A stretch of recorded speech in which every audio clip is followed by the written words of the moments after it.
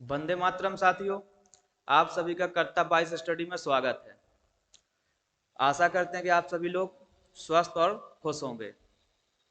आज का जो हम टॉपिक लेकर आए हैं सेशन, वो उन अभ्यर्थियों के लिए अति महत्वपूर्ण टॉपिक है जो सरकारी महाविद्यालयों में असिस्टेंट प्रोफेसर बनने के लिए तैयारी कर रहे हैं या सपना देख रहे हैं। उनके लिए एक बहुत बड़ी खुशखबरी निकल कर आ रही है कि मध्य प्रदेश लोक सेवा आयोग ने उनके जो परीक्षा पैटर्न और सिलेबस को जो है अपनी वेबसाइट पर जारी कर दिया है। आप जैसा कि मेरे पीछे देख रहे होंगे कि मध्य प्रदेश लोक सेवा आयोग को ऑफिशियली पेज खुला हुआ है और इसमें हम सेशन में आज परीक्षा पैटर्न के बारे में और सिलेबस के बारे में चर्चा करेंगे। किस चीज़ के डिस्कशन करेंगे आज के सेशन में कि मध्य प्रदेश लोक सेवा आयोग ने जो 2018 में असिस्टेंट प्रोफेसर की भर्ती हुई थी उसमें बहुत बड़ा परिवर्तन कर दिया है। जो पहले आपका 450 नंबर का पेपर होता था, अब पूर्णांक उन्होंने 900 नंबर का कर दिया है।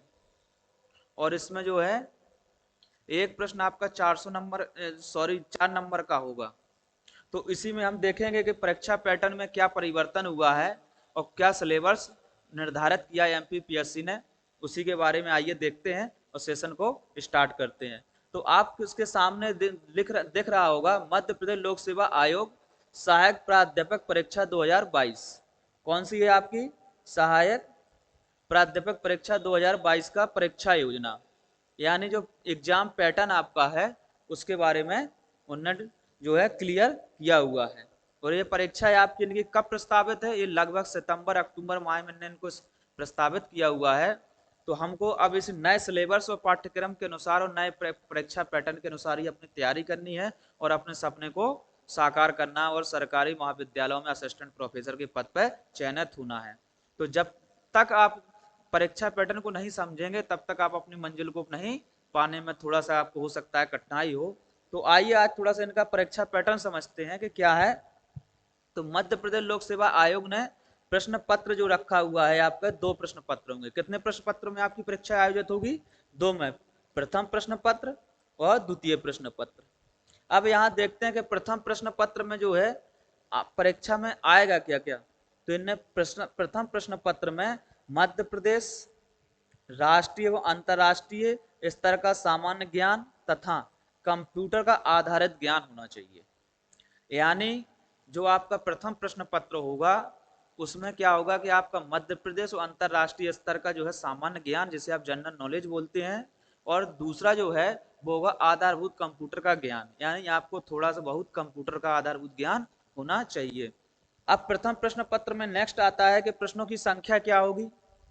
तो आपके प्रश्न पत्रों की जो कुल संख्या होगी प्रथम प्रश्न पत्र में, प्रश्नों की जो संख्या होगी वो होगी 50। कितनी होगी? 50। प्रथम प्रश्न पत्र में आपके कुल जो प्रश्नों की संख्या होगी वो 50 होगी। पूर्णांक कितने का होगा? 200 का होगा। कितने होगा? 200 का। अब प्रश्न बनता है कि अवधि कितनी मिलेगी हमको 50 प्रश्न हल करने के लिए। तो आपको अवधि दे रखी है 1 घंटा, यानी जो प्रथम प्रश्न पत्र होगा आपका उसमें आपको 1 घंटा मिलेगा। चलिए, ये होगा आपका प्रथम पाली में। इसके बाद कुछ गैप रहेगा, कुछ समय के लिए आपको लंच या थोड़ा सा रेस्ट करने के लिए समय मिलेगा। फिर सेकंड पाली में आपका सेकंड पेपर होगा जो आपके मुख्य विषय का होगा। यानी जो आपका सेकंड पेपर होगा वो किसका होगा? द्वितीय प्रश्न पत्र जो है वो आपका वैकल्पिक या ऐच्छिक विषय का होगा जो आपने एमए में किया हुआ है या जिससे आप असिस्टेंट प्रोफेसर के लिए आवेदन करने जा रहे हैं या किया है। तो द्वितीय प्रश्न पत्र होगा, उसमें जो है आपके प्रश्नों की जो संख्या होगी वो कितनी होगी? 150, 150 होगी। कितने प्रश्नों की संख्या होगी आपकी जो विषय से होगी? 150 होगी। और जिसका पूर्णांक कितना होगा? 600 होगा। कितना होगा? 600 होगा। अवधि आपकी जो होगी वो 3 घंटे की होगी। 3 घंटे की होगी। अब इसका नेक्स्ट जो आपका जो चरण है आगे है, नेक्स्ट चरण में आपका जो है साक्षात्कार होगा। क्या होगा आपका? साक्षात्कार। ये देखिए जो साक्षात्कार होगा वो कितने अंक का होगा आपका? 900 अंक, 100 अंक का साक्षात्कार होगा। सॉरी, साक्षात्कार आप कितने का होगा? 100 का। और टोटल पूर्णांक आपका कितने का हुआ? 900 का हुआ। इस पे जो है आपकी मेरिट बनाई जाएगी और इसी के आधार पर आपका चयन होगा। पहले कितने का होता था? पहले जो आपका 2018 में जो पेपर हुआ था, 2018 में आपका जो हुआ था वो हुआ था 450 नंबर का। और जब 2022 का जो पेपर होगा, 2022 का, एक कुल का कितने का होगा? 900 का होगा। इसमें जो था आपका साक्षात्कार जो था आपका, साक्षात्कार जो था 50 नंबर का था। इसमें कितने का रखा गया साक्षात्कार आपका? जो रखा गया है 100 का। यहां तक आप चीजें समझ गए होंगे। अभी आगे और भी थोड़ा सा समझने की आपको जरूरत है कि इनने स्पष्ट कहा हुआ है कि इस लिखित परीक्षा के आधार पर जो होगा, ये एमसीक्यू के आधार पर होगा, यानी बहुविकल्पीय व्यवस्था होगी। ABCD करके 4 विकल्पों के आधार पर आपका लिखित परीक्षा ली जाएगी। इसमें जो भी अभ्यर्थी अर्हत पाया जाएगा, इसमें जो भी विद्यार्थी मेरिट लिस्ट में आएगा, उसका फिर जो है सत्यापन होगा, जो है उसके सारे दस्तावेजों का सत्यापन होगा। और जिस व्यक्ति सभी दस्तावेज अपने में सत्यापित में पूर्णतः सफल हो जाता है, फिर उस व्यक्ति को इंटरव्यू के लिए बुलाया जाएगा। यानी इंटरव्यू से पहले आपके सारे दस्तावेजों का या आपकी सारी डिग्री का क्या होगा? सत्यापन होगा। ठीक है, तो चलिए अभी आइए थोड़ा सा इसको और नोटिफिकेशन को आगे पढ़ते हैं और थोड़ा सा समझते हैं कि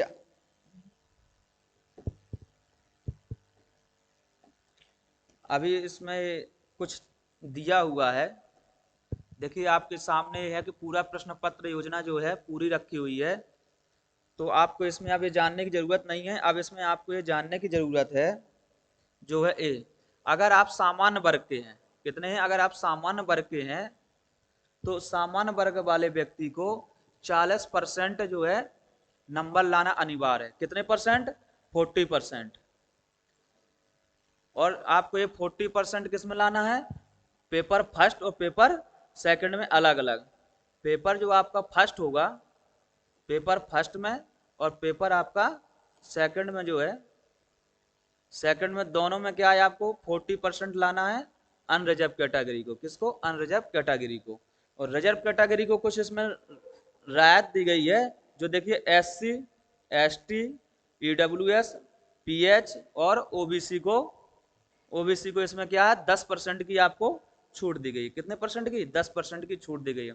यानी जो UR कैटेगरी का है उसको 40%, और जो रिजर्व कैटेगरी का है उसको 30% जो है अपने पेपर में, पेपर फर्स्ट और पेपर सेकंड में नंबर लाना अनिवार्य है। अगर आप इससे कम नंबर लाते हैं तो आप डिस्क्वालीफाइड हो जाएंगे। चलिए आगे चलते हैं, थोड़ा आपको आगे बताते हैं इसमें, और आपके लिए जानना महत्वपूर्ण जो है, ये जो है देखिए चयन प्रक्रिया जो है आपकी किस पे होगी, और एग्जाम जो होगा किस आधार पर होगा? आपका एग्जाम, आपका एग्जाम जो है ऑफलाइन पद्धति के आधार पर होगा। और आपको आगे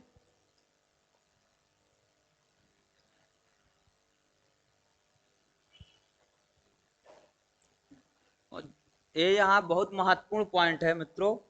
ये देखिए, अगर आप साक्षात्कार में अनुपस्थित रहने वाले अभ्यर्थी को चयन के लिए अनर्ह माना जाएगा। यानी अगर जो भी व्यक्ति साक्षात्कार में उपस्थित नहीं होता है तो उसे अयोग्य घोषित कर दिया जाएगा। तो आपको जो उसका भी साक्षात्कार के लिए बुलाया जाता है तो उसको साक्षात्कार में उपस्थित होना अनिवार्य है। और साक्षात्कार के लिए कितने व्यक्तियों को बुलाया जाएगा?